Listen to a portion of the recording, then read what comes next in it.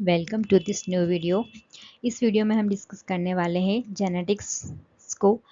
तो जेनेटिक्स एक ऐसा चैप्टर है, ऐसा टॉपिक है जिससे हर एग्ज़ाम में क्वेश्चन बनता है, चाहे वो बोर्ड एग्ज़ाम हो, चाहे वो अंडर ग्रेजुएट एंट्रेंस एग्ज़ाम हो जैसे CUET UG, CUET PG, चाहे आप IIT एग्ज़ाम का एग्ज़ाम दीजिए, तो हर एग्ज़ाम में यहाँ से क्वेश्चन बनता ही है क्योंकि ये एक बेसिक्स हैं। तो हम यहाँ पे देखने वाले हैं हेरिडिटी एंड वेरिएशंस के बारे में, जेनेटिक्स के बेसिक्स के जो जेनेटिक बेसिक्स के बारे में। ठीक है, जो हम जेनेटिक्स में टर्मिनोलॉजी यूज़ होती हैं, ठीक है, तो उनका मतलब हमें समझना बहुत ज़रूरी है, तो हम वो सब डिस्कस करेंगे इस लेक्चर में। और मोनोहाइब्रिड क्रॉस में भी जो टर्मिनोलॉजीज यूज़ की गई हैं मेंडल द्वारा, अदर साइंटिस्ट के द्वारा, जो भी जेनेटिक्स में टर्मिनोलॉजी यूज़ की गई है, तो पहले हमें उस टर्मिनोलॉजी को समझना बहुत ज़रूरी है। ठीक है, तो मैं हूँ आपके साथ स्वाति, और आइए हम इस लेक्चर में डिस्कस करते हैं। तो जेनेटिक्स जो है, जेनेटिक्स यहाँ पर सबसे पहले 1905 में डब्ल्यू बैटसन द्वारा ये टर्म दिया गया था जेनेटिक्स। तभी से इस सब्जेक्ट की शुरुआत होती है। तो जो डब्ल्यू बैटसन है, आज उन्हें फादर ऑफ मॉडर्न जेनेटिक्स कहा जाता है, क्योंकि जेनेटिक्स जो एक साइंस की ब्रांच निकल कर आई है, तो उन्होंने यहाँ पर बहुत सारा काम डब्ल्यू बैटसन ने किया है, तो उन्हें फादर ऑफ मॉडर्न जेनेटिक्स का क्रेडिट भी दिया जाता है। तो जेनेटिक साइंस की ऐसी ब्रांच है जहाँ पर study of heredity and variations को स्टडी किया जाता है, जहाँ पर हेरिडिटी और वेरिएशंस को स्टडी किया जाता है। तो हम देखते हैं कि हेरिडिटी क्या होता है। तो जो हेरिडिटी है, हेरिडिटी जब वन जनरेशन से जब नेक्स्ट जनरेशन में कैरेक्टर का ट्रांसमिशन होता है, मतलब कि एक जनरेशन से दूसरी जनरेशन में जब कैरेक्टर जाता है, तो इस ट्रांसमिशन की प्रोसेस को हेरिडिटी कहते हैं। और जब एक कैरेक्टर को बनने के लिए, मान लो यहाँ पे फादर एंड मदर है, वो यहाँ पे जो ऑफस्प्रिंग, जो बच्चे बन की चिल्ड्रन बन रहे हैं नेक्स्ट जनरेशन में, उनके क्या कैरेक्टर्स आ रहे हैं। ठीक है, तो एक कैरेक्टर को बनने के लिए, मान लो यहाँ पे हम हेयर कैरेक्टर ले लेते हैं। ठीक है, हेयर बन रहे हैं, तो इस हेयर को बनने के लिए यहाँ पर, इस कैरेक्टर को बनने के लिए यहाँ पे कोई ना कोई जीन प्रेजेंट होना चाहिए। और ये कैरेक्टर कब बनेगा, जब इसके लिए सुइटेबल कंडीशन भी होगी। ठीक है, तो फिर नेक्स्ट हम देखते हैं वेरिएशन। वेरिएशन हम किसे कहेंगे, वेरिएशंस कहा जाता है डिफरेंसेस को। सो एक जनरेशन से नेक्स्ट जनरेशन में हम देखते हैं कि जो एक ही मेंबर के जो मेंबर्स हैं, एक ही स्पीशीज़ के जो मेंबर है, मान लो हम जब ह्यूमन स्पीशीज़ हैं, तो हम ह्यूमन में जितने भी डिफरेंसेस है, हमारे पेरेंट्स हो गए, ठीक है, हम हो गए, हमारे दादा दादी हो गए, तो उनमें हम देखेंगे कि morphologically, anatomically, physically, cellular behaviour level पे बहुत सारे डिफरेंसेस देखने को मिलते हैं। तो ये डिफरेंसेस कैसे आ रहे हैं, इनका क्या कारण है, वो सब जेनेटिक्स में स्टडी किया जाता है। तो अब हम वेरिएशन को थोड़ा डिटेल में समझते हैं। वेरिएशन क्या है, वेरिएशन ऐसे बदलाव हमें देखने को मिलते हैं जब हम एक स्पीशीज को देखते हैं, उसके हम मेंबर्स को देखते हैं, जैसे हम ह्यूमन हो गए, बहुत सारे, हर इंसान का फेज अलग अलग है, सबका बिहेवियर अलग अलग है, सब बाहर से अलग तरीके से सबका अपेयरेंस है, फिजियोलॉजी सबकी अलग अलग होती है। ठीक है, तो ये जो डिफरेंसेस हैं, ये डिफरेंसेस किस तरीके से हमें इम्पैक्ट देते हैं और उनका क्या रोल है। तो यहाँ पे हम देखते हैं ये वेरिएशंस हमने यहाँ पर फर्स्ट इनको कैटेगरी में डिवाइड किया है on the basis of cells. Cells हमें पता है कि यूनिट ऑफ लाइफ है, जो लाइफ की स्ट्रक्चरल एंड फंक्शन यूनिट है वो सेल है। तो वेरिएशंस जो हैं, वो वेरिएशन यहाँ पर दो प्रकार के होते हैं। ठीक है, somatic variations and germinal variations.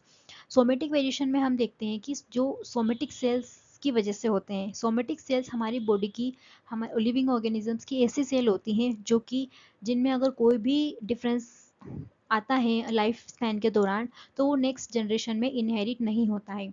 जैसे कि फॉर एग्जांपल हम यहाँ पर देखें, तो मान लो यहाँ पर स्किन हो गई, ठीक है, जो बॉडी के एक्सटर्नल अपीयरेंसेस है, ठीक है, वो यहाँ पर अगर इन सेल्स में कोई भी परिवर्तन आ रहा है, तो वो नेक्स्ट जनरेशन में ट्रांसफर नहीं होगा। ठीक है, वैसे ही हम उन वेरिएशंस को सोमेटिक वेरिएशंस कहते हैं, क्योंकि बॉडी की पूरी, जो ऑर्गेनिजम्स की बॉडी है, वो मेजरली सोमेटिक सेल से बनी हुई होती हैं।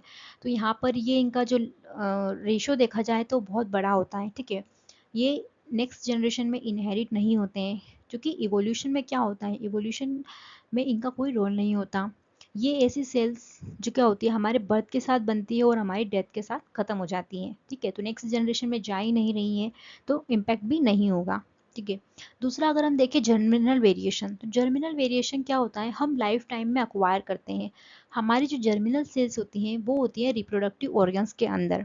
रिप्रोडक्टिव ऑर्गन्स के अंदर जर्मिनल सेल्स होती हैं जो क्या करती हैं, स्पेशल टाइप्स की सेल्स बनाती हैं, और वो सेल्स आपस में यूनाइट होके एक नए ऑर्गेनिजम्स को जन्म देती हैं, जिसको हम क्या कहते हैं, फर्टिलाइजेशन कहते हैं। ठीक है। तो यहाँ पे ऐसी सेल्स के अंदर कोई भी कैरेक्टर लाइफ टाइम में अक्वायर्ड हो रहा है तो वो क्या होगा, नेक्स्ट जनरेशन में पास होगा, क्योंकि ये गैमेट्स बनाती हैं और वो गैमेट क्या हो रहे हैं, नेक्स्ट जनरेशन को जन्म दे रहे हैं, तो वहाँ पे क्या होगा, नेक्स्ट जनरेशन में ये जाएगा, और यहाँ पर इन्वायरमेंट का इफेक्ट भी देखने को मिलता है। नेक्स्ट हम देखते हैं कि जो जर्मिनल वेरिएशन से, जैसे मैंने बताया अभी, जर्मिनल सेल्स जो होती हैं वो स्पेशल टाइप की सेल बनाती हैं। अगर मेल में हम देखें तो मेल में मेल गैमेट्स बनते हैं जिसको हम स्पर्म्स कहते हैं, फीमेल में फीमेल गैमेट बनते हैं जिसको हम ओवम कहते हैं। ठीक है। ये दोनों क्या करते हैं, फर्टिलाइजेशन करके जाइगोट बनाते हैं जो कि नए ऑर्गेनिजम्स को जन्म देता है। तो जो जर्मिनल सेल्स हैं उनमें अगर देखा जाए जर्मिनल वेरिएशंस को, तो continuous germinal variations and discontinuous germinal variation, यहाँ पर जर्मिनल वेरिएशन भी दो टाइप के होते हैं। ऐसे जर्मिनल वेरिएशन जो बहुत कॉमनली देखने को मिलते हैं, जैसे हमारे पेरेंट्स से हमारे अंदर, जैसे हमारे फोर आर्म्स बनते हैं, हेड नेक जितने भी ऑर्गन्स बन रहे हैं, ठीक है, वो सब कॉमनली हम देखने को मिलता है। ठीक है। हर जनरेशन में अपेयर होगा। तो अगर हम देखें हैंड, यहाँ पे अगर हम हैंड की देखें तो ये हर जनरेशन में हमें देखने को मिलेगा। ठीक है। फुट हर जनरेशन में देखने को मिलेगा। ऐसा तो नहीं है कि पेरेंट्स में हाथ है और हमारे अंदर हाथ नहीं है। ठीक है। कॉमनली हमें देखने को मिलेगा। ऑलवेज इनहेरिटेबल होगा। ठीक है। हमारे पेरेंट्स में अगर हाथ है, पैर है, आँख है, ठीक है, वो हमारे अंदर भी आएगी। ठीक है। तो ये कंटिन्यूस जर्मिनल वेरिएशन है। और यहाँ पर क्रॉसिंग ओवर की वजह से, क्योंकि सेक्सुअल रिप्रोडक्शन है और सेक्सुअल रिप्रोडक्शन में क्या होता है, क्रॉसिंग ओवर होता है, जेनेटिक मटेरियल का एक्सचेंज होता है, तो यहाँ पे हमें चेंजेस देखने को मिलते हैं। ठीक है। तो वो नेक्स्ट जनरेशन में पास आउट होंगे। अब हम देख रहे हैं कि चेंजेस किस टाइप्स के हमें देखने को मिल रहे हैं कंटिन्यूस जर्मिनल वेरिएशन में। तो वो हमारी साइज, हाइट, कलर, जो भी हमारे अपीयरेंसेस हैं, वो सब हमें क्या होगा, कॉमनली देखने को मिलते हैं, तो हम उन्हें क्या कहेंगे, कंटिन्यूस जर्मिनल वेरिएशन कहेंगे। दूसरा होता है नेक्स्ट डिसकंटिन्यूस जर्मिनल वेरिएशन, जो कि लेस कॉमन होते हैं, मतलब बहुत कॉमनली देखने को नहीं मिलते हैं। रेयरली किसी म्यूटेशन की वजह से या फिर कुछ एक्सीडेंटल चेंजेस की वजह से देखने को मिलते हैं। ये इनहेरिटेबल होते हैं क्योंकि जर्मिनल सेल्स में हुए हैं। जैसे हॉर्नलेस कैटल, तो हॉर्न कभी कभी क्या होता है, जर्मिनल सेल्स में ऐसे ही चेंजेस आ जाते हैं, तो जब उससे नई जनरेशन बनती है तो वो उसमें क्या होता है, कोई स्पेसिफिक कैरेक्टर एब्सेंट होता है। जैसे कैटल में नॉर्मली क्या होता है, हेयर्स प्रेजेंट होते हैं, सॉरी कैटल में क्या होता है, नॉर्मली हॉर्न प्रेजेंट होते हैं। तो अब ऐसा कैटल बन गया जिसमें क्या है, हॉर्न है ही नहीं। ठीक है। तो ये एक डिसकंटिन्यूस वेरिएशन हो गया। ठीक है। और किसकी वजह से आ रहा है, जर्मिनल सेल्स में चेंज की वजह से आ रहा है, तो ऐसे को हम कहेंगे डिसकंटिन्यूस जर्मिनल वेरिएशन। और भी एग्जाम्पल है जैसे सिंडेक्टाइली। सिंडेक्टाइली मतलब जो हमारे हैंड है, तो यहाँ पे क्या होती है, एक्स्ट्रा फिंगर आ जाती है। ठीक है। जिसको हम सिंडेक्टाइली कह रहे हैं। ठीक है। तो ये भी एक लेस कॉमन देखने को मिलता है। जैसे हेयरलेस कैट एंड डॉग, तो ये सब किसके एग्जाम्पल है, जो कि लेस कॉमनली देखने को मिलते हैं अपीयरेंसेस के अंदर, वो है डिसकंटिन्यूस वेरिएशन। आगे अगर हम देखें तो हेरिडिटी को हम थोड़ा डिटेल में देखेंगे। तो हेरिडिटी जो टर्म है वो दिया था ग्रिगर जॉन मेंडल ने, जिसे फादर ऑफ जेनेटिक्स का क्रेडिट भी दिया जाता है। तो ये एग्जाम में पूछा जाता है, फादर ऑफ जेनेटिक्स किसे कहा गया है और फादर ऑफ मॉडर्न जेनेटिक्स किसे कहा गया है, तो ये हमें अच्छे से ध्यान रखना है। तो हेरिडिटी जो है वो है किसी कैरेक्टर का ट्रांसमिशन की जो प्रोसेस है उसकी स्टडी को हेरिडिटी कहा जाता है। और वो कैरेक्टर क्या हो रहा है, वन जनरेशन से नेक्स्ट जनरेशन में ट्रांसफर हो रहा है। और भी अदर साइंटिस्ट का हम यहाँ पे इन ब्रीफ देखते हैं, क्योंकि इनके बारे में एग्जाम में पूछा जाता है। ठीक है। तो एक अदर साइंटिस्ट है टी एच मॉर्गन, जिसे फादर ऑफ एक्सपेरिमेंटल जेनेटिक्स का क्रेडिट दिया गया है, फादर ऑफ एक्सपेरिमेंटल जेनेटिक्स कहा जाता है। इन्होंने ड्रोसोफिला एक फ्रूट फ्लाई है, ड्रोसोफिला एक फ्रूट फ्लाई है, एक इंसेक्ट है, इस पे इन्होंने काम किया था। ठीक है। लिंकेज एंड रिकॉम्बिनेशन को इन्होंने बहुत बड़ी जेनेटिक्स में डिस्कवरी की थी। इन्होंने अपनी एक बुक भी पब्लिश की थी जिसका नाम है द थ्योरी ऑफ जीन। ए गैरोट जो है उन्हें फादर ऑफ ह्यूमन जेनेटिक्स कहा जाता है। ठीक है। फादर ऑफ ह्यूमन जेनेटिक्स के नाम से जाना जाता है। इन्होंने पहली बार ह्यूमन के अंदर जेनेटिकल डिसऑर्डर की खोज की थी, उस डिसऑर्डर का नाम है एल्केप्टोन्यूरिया, जो कि एक एंजाइम होमोजेंटिसिक एसिड ऑक्सीडेज के एब्सेंस की वजह से होता है। मतलब इस पेशेंट में देखा गया इन्होंने कि यहाँ पर ये एक एंजाइम है, ये बना ही नहीं है, तो उस वजह से यहाँ पे डिसऑर्डर देखने को मिलता है जो कि मेटाबॉलिक डिसऑर्डर है। ठीक है, इन्होंने कॉन्सेप्ट भी दिया था one mutant gene one metabolic disorder, मतलब एक मेटाबॉलिक डिसऑर्डर अगर हो रहा है तो उसके पीछे कोई ना कोई एक म्यूटेंट जीन होगा, ये कॉन्सेप्ट इन्होंने दिया था। इन्होंने एक बुक भी लिखी थी जिसका नाम है इनबॉर्न एरर ऑफ मेटाबॉलिज्म। ठीक है, ये एग्जाम में पूछा जाता है, बहुत इंपॉर्टेंट है। नेक्स्ट हम देखते हैं और भी जो जेनेटिक्स के हमारे कॉमन टर्मिनोलॉजी हैं। ठीक है, तो वन बाय हम इन टर्मिनोलॉजीज को समझेंगे।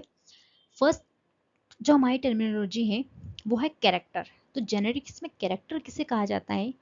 जेनेटिक्स में कैरेक्टर ऐसी ऐसे मॉर्फोलॉजिकल और फिजियोलॉजिकल एक्सप्रेशन को कहा जाता है। जैसे हम मान लो ये कोई हमारा ऑर्गेनिज्म है, ठीक है, ये कोई हमारा एक ऑर्गेनिज्म है। इस ऑर्गेनिजम्स के जो एक्सटर्नल अपीयरेंसेस हैं, ठीक है, इस ऑर्गेनिजम्स के एक्सटर्नल अपीयरेंसेस क्या हो सकते हैं?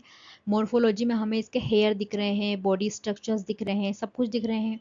फिजियोलॉजी में जो इसके सेल्यूलर प्रोसेसेस हो गई, जैसे डाइजेशन, रेस्पिरेशन, एक्सक्रीटरी सिस्टम, ठीक है, ये सारी चीज़ें जो कि एक्सप्रेस हो रही हैं। और वो एक्सप्रेस किसकी वजह से हो रही है? क्योंकि कोई ना कोई उसमें जीन एक्सप्रेस हो रहा है। ठीक है, जैसे for example height, skin colour, ठीक है, ये सारी चीज़ें कैरेक्टर कहलाती हैं। ठीक है, जो भी हमें बाहर मॉर्फोलॉजिकली दिख रहा है, ठीक है, वो सब कैरेक्टर कहलाएंगे।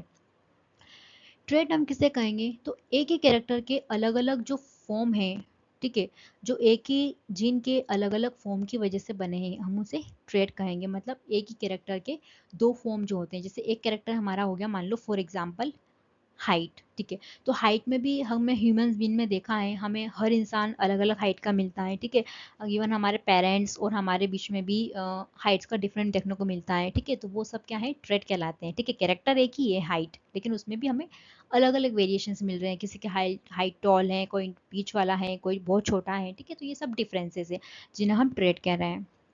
और ये सब डिफरेंसेस एक ही जीन के, हाइट वाला जो जीन है उसी के जीन के अलग अलग फॉर्म है। ठीक है, वो ये सब डिफरेंसेस ला रहे हैं। हम देखते हैं जीन किसे कहेंगे। ठीक है, तो जीन यहाँ पर ऐसे डीएनए के सेगमेंट को कहा जाता है जो कि आरएनए बनाता हो, और यहाँ पे क्या करता हूँ, आरएनए बनाने के साथ साथ प्रोटीन बनाता हूँ, और उस प्रोटीन की वजह से यहाँ पे कोई ना कोई कैरेक्टर एक्सप्रेस हो रहा हूँ। ठीक है, तो यूनिट ऑफ इनहेरिटेंस जीन को कहा जाता है। ठीक है, जो कि एक कैरेक्टर के एक्सप्रेशन को क्या करता है? रेगुलेट करता है। ये वन जनरेशन से नेक्स्ट जनरेशन में ट्रांसफर होता है, क्रोमोसोम पर लीनियर पोजीशन में लोकेटेड होता है। जैसे कि फॉर एग्जांपल ये क्रोमोसोम है, यहाँ पे लीनियरली जीन अरेंज्ड है। ठीक है, जीन्स जो है वो क्रोमोसोम पर अलग अलग प्रेजेंट होते हैं। ठीक है, ऐसा नहीं है कि कोई ये जीन इसके साथ मिक्स हो रहा हो, नहीं, ये सेपरेटली लीनियरली यहाँ पर अरेंज्ड होते हैं।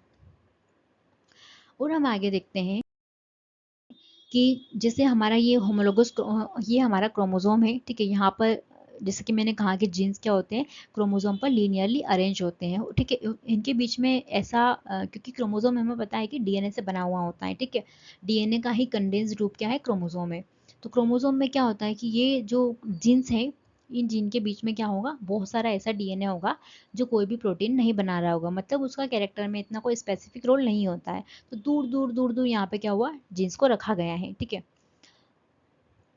और एक क्रोमोसोम जो क्या होता है, वो एक पूरा डीएनए का मॉलिक्यूल होता है। ठीक है, अब हम देखते हैं कि आज अगर हम देखें 1905 से अगर जेनेटिक्स की शुरुआत मानी जाती है, और अभी हम 2025 में हैं, तो यहाँ पर मोर देन 100 ईयर हो चुके हैं जेनेटिक्स में रिसर्च को चलते हुए। तो क्या कुछ हम जेनेटिक्स में खोज पाए हैं आज तक? क्या कुछ हम जेनेटिक्स को, हेरिडिटी को, वेरिएशंस को समझ पाए हैं? तो आज हमें ह्यूमन जीनोम सीक्वेंस सब कुछ पता है, ह्यूमन का जितना भी डीएनए है उसके सीक्वेंसिंग हम कर चुके हैं।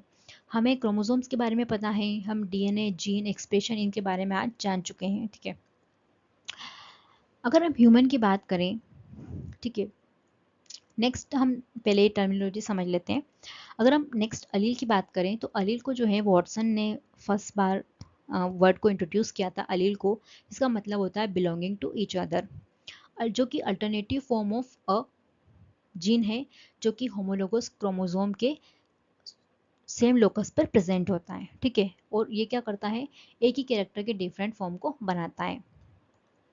जैसे अगर हम यहाँ देखें जीनोटाइप, ठीक है। जीनोटाइप को अगर हम देखें तो जेनोटाइप, कोई भी कैरेक्टर जब बनता है तो उसके पीछे कोई ना कोई जेनेटिक कॉन्स्टिट्यूशन होगा जो उसको बनाने में हेल्प कर रहा है, ठीक है। और वो एक जीन के डिफरेंट फॉर्म की वजह से हो सकता है, ठीक है। मान लो प्लांट के अंदर अगर देखा जाए तो प्लांट के अंदर एक फिनोटाइप बन रहा है, ठीक है, जो हमें दिख रहा है बाहर से, लेकिन जो दिख रहा है उसके पीछे कोई ना कोई जेनेटिक चीज़ होनी चाहिए, ठीक है। ऐसा कोई कॉन्स्टिट्यूशन, कोई मॉलिक्यूल ऐसा कुछ होना चाहिए, कंटेंट, सब्सटेंस, या फिर कुछ हम कह सकते हैं जेनेटिकल लैंग्वेज में कि जीन होना चाहिए जो कि उस कैरेक्टर को बना रहा हो। तो ये हमारा कैरेक्टर होगा, फिनोटाइप जब हम कह रहे हैं, एक्सटर्नल अपीयरेंस। ये किसकी वजह से आ रहे हैं, किसी न किसी जीनोटाइप की वजह से आ रहे हैं। दूसरा हम देखते हैं कि डोमिनेंट फॉर्म किसे कहा जाता है। तो ऐसा फॉर्म, ऐसा अपीयरेंस फॉर्म जो कि हमें होमोजाइगस एंड हेटेरोजाइगस कंडीशन में दिखे। तो हम होमोजाइगस किसे कहेंगे, हेटेरोजाइगस किसे कहेंगे। होमोजाइगस हम कहेंगे जब एक ही जीन के दोनों अलील सेम टाइप के हों, और जब एक ही जीन के दोनों अलील डिफरेंट टाइप के हो तब हम उसे हेटेरोजाइगस कहेंगे, ठीक है। तो यहाँ पे जब होमोजाइगस में भी और हेटेरोजाइगस में भी जो एलील एक्सप्रेस होता है उसे हम डोमिनेंट फॉर्म कहते हैं। और ऐसा फॉर्म जो कि हमें सिर्फ रिसेसिव कंडीशन, सिर्फ जो है हमारा होमोजाइगस कंडीशन में देखने को मिलता है उसे हम कहेंगे रिसेसिव एक्सप्रेशन, ठीक है। यहाँ पर और आगे हमारी चीज़ें क्लियर हो जाएगी। अगर हम एक डीएनए को देखें, अलील को देखें या जीन को देखें, तो जो हमारा अलील है, ठीक है, नॉर्मल अलील क्या कर रहा है हम ये देखना चाह रहे हैं। तो जो ओरिजिनल हमारा अलील है, वाइल्ड अलील, ये फंक्शनल और नॉन फंक्शनल कब कहलाएगा। तो ये वाई अलील है, क्या है, ये जीन का अल्टरनेटिव फॉर्म है, एक जीन है, और जीन क्या है, डीएनए है। तो डीएनए जीन फंक्शनल कब माना जाएगा, जब ये एक एंजाइम बना रहा हो, वो एंजाइम फंक्शनली प्रोटीन बना रहा हो, और यहाँ पे वो प्रोटीन किसी न किसी फेनोटाइप, एक्सटर्नल अपीयरेंसेस को बनाने में हेल्प कर रहा हो, तब हम उसे ओरिजिनल फिनोटाइप कहेंगे जो कि डोमिनेंट फॉर्म कहलाएगा। अगर इस ओरिजिनल या मॉडिफाइड फॉर्म में म्यूटेशन हो जाए, कोई भी ऐसा चेंज हो जाए, ऐसा चेंज या तो इस नॉर्मल एंजाइम को सेम ओरिजिनल फिनोटाइप बनाने देगा तो हम उसे सेम सेंस म्यूटेशन कहेंगे। अगर म्यूटेशन की वजह से वो अलील नॉन, मतलब एंजाइम तो बना रहा है लेकिन वो एंजाइम काम नहीं कर रहा है या फिर उसकी एफिशिएंसी बहुत कम है, ठीक है, तो हमें जो ओरिजिनल फिनोटाइप देखने को मिलना चाहिए वो हमें नहीं मिल रहा है, तो हम उसे रिसेसिव फॉर्म कहेंगे।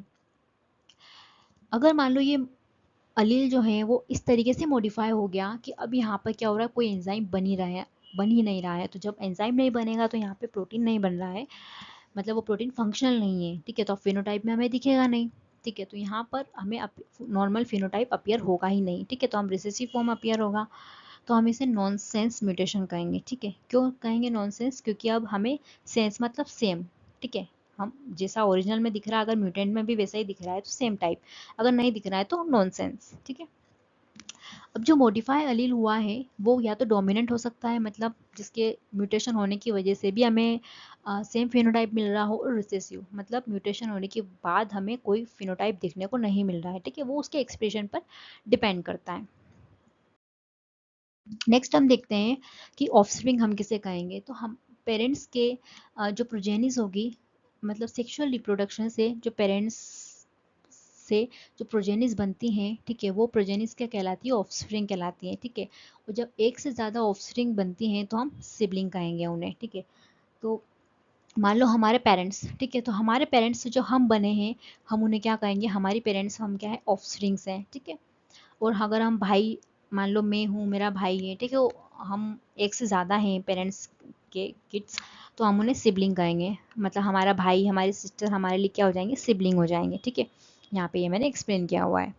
अगर हम देखें हम कि जीनोम, जीनोम किसे कहेंगे, तो हम यहाँ पर सिंगल सेट ऑफ क्रोमोसोम, ठीक है, हैप्लॉइड नंबर ऑफ क्रोमोसोम का मतलब होता है सिंगल सेट ऑफ क्रोमोसोम, ठीक है, सिंगल सेट ऑफ क्रोमोसोम।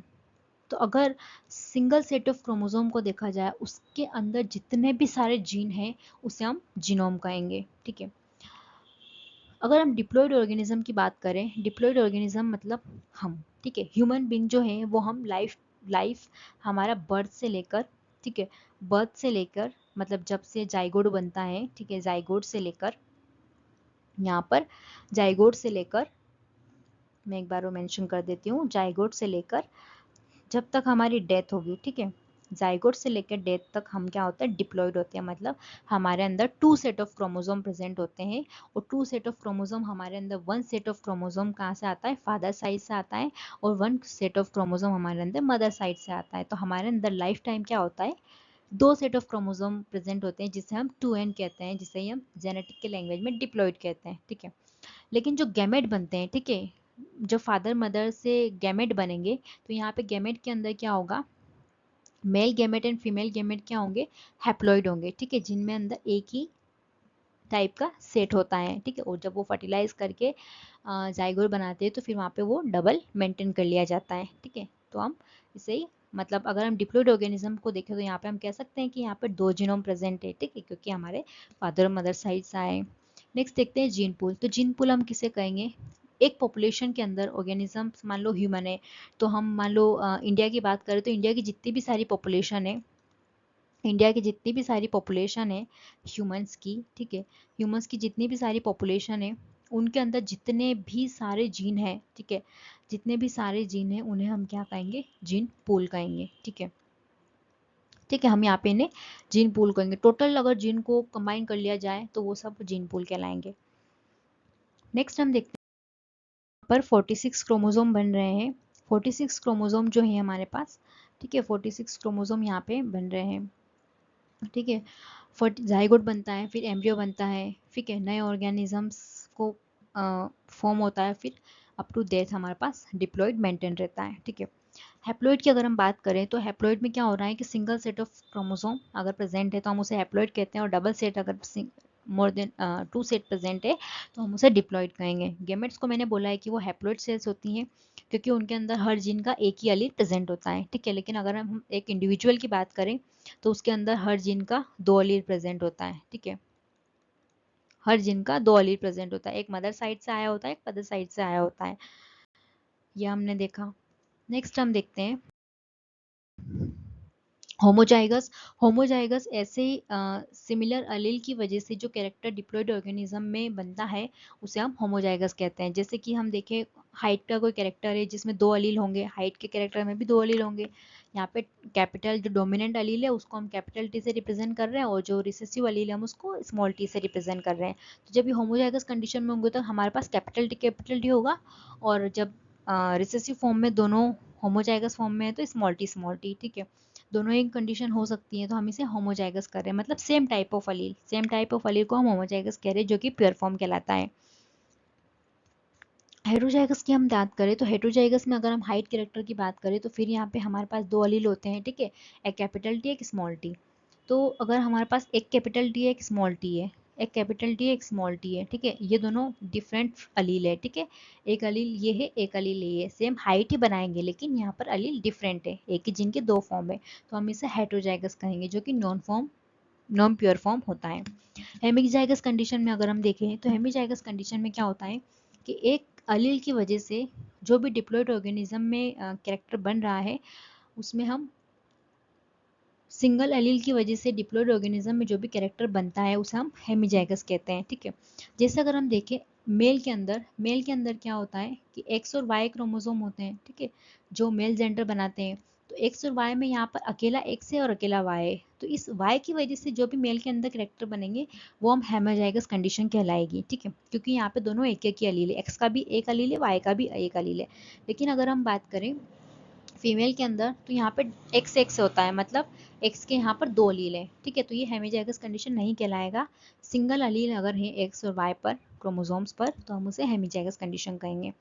देखते हैं फिनोटाइप। फिनोटाइप किसे कहेंगे, जो भी कैरेक्टर की वजह से जो भी कैरेक्टर का एक्सटर्नल अपीयरेंस हमें दिख रहा है, मान लो हेयर मेरा एक कैरेक्टर है और जो भी हमें बाहर दिख रहा है, ठीक है, उसे हम फिनोटाइप कहेंगे। प्लांट में अगर देखें तो एक कैरेक्टर हाइट हो गया, उसका हमें टॉल दिख रहा है, ड्वार्फ दिख रहा है, तो ये हम फिनोटाइप कहेंगे, ठीक है। और फिनोटाइप जो होता है वो जीनोटाइप की वजह से आता है और इन्वायरमेंट की वजह से आता है। तो एक कैरेक्टर को बनाने के लिए इन्वायरमेंट भी उतना ही इम्पोर्टेंट है जितना कि डीएनए जीनोटाइप इम्पोर्टेंट है।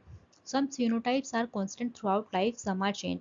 हमारे ऑर्गेनिजम्स में कुछ ऐसे भी एक्सटर्नल अपीयरेंसेस होते हैं कैरेक्टर के जो क्या होते हैं लाइफ टाइम कांस्टेंट रहते हैं, वो कुछ चेंज हो जाते हैं।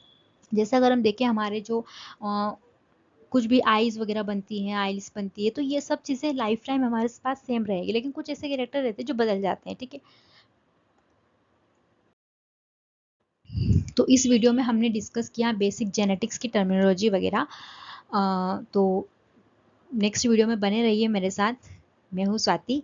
और वीडियो को अगर वीडियो पसंद आए, वीडियो समझ आए, तो लाइक सब्सक्राइब जरूर कीजिएगा, क्योंकि ये जो बेसिक टर्मिनोलॉजी है जेनेटिक्स की बहुत इंपॉर्टेंट है एग्जाम पॉइंट ऑफ व्यू से, और क्वेश्चन यहाँ से आते ही आते हैं। तो वीडियो को देखिए, आराम से समझिए, और डाउट है, क्वेश्चन है, बिल्कुल पूछिए। तो नेक्स्ट वीडियो में हम मोनोहाइब्रिड क्रॉस एंड मेंडल के एक्सपेरिमेंट के बारे में बात करेंगे। So thank you for watching this video, and please like, subscribe and share this video.